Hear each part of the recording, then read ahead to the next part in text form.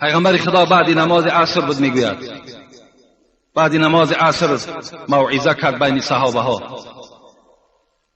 بین موعظه بود که خبر داد، الحال گفت از دروازه کسی داخل می شود که جنت مشتاق اوست. همه نشسته بودن نگاه کردن، در آمد یک آدمی عادی اعرابی بود، نشست نماز خواند و رفت. فردا پیغمبر خدا باز موعظه کردند، باز گفتند الحال جنت مشتاق شخصی است که از همین دروازه می درآید. باز همون مرد در آمد. باز سیوم روز همین تکرار شد.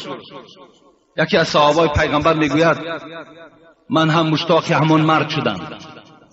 گفتم این چه خاصیت داشته باشد، چه خصلت داشته باشد که پیغمبر 3 روز پیوسته وی را بشارتی به جنت دادند. از پسش رفتم نزد خانش و گفتم ای دوستی خدا، میخواهم همراه تو شب سفری کنم. مرحمت گفت شب با او میگد همراه بودم، نماز زیاد نداشت، صدقات زیاد نداشت، مثل من نماز 5 وقته میخواند و میآمد در خانهش خواب میکرد. 3 روز همین حضرت را من پاییدم که عمل ای را بفهمم چه عمل باشد. چیزی یافت نکردم. بعدا مجبور شدم که پرسم چه عمل داری؟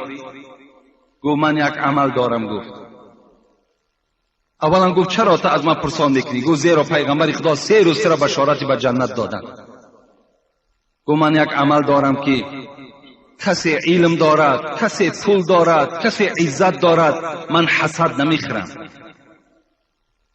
من حسد نمیخرم که وای علم دارد، وای پول دارد، وای مال دارد، وای ماشین دارد، وای خانه دارد، من پروایی ندارم. شاید همین خصلت من خوب باشد و همین خصلت من و فعل من در خدای من خوش آمده باشد و مرا از اهل بهشت گردانده باشد.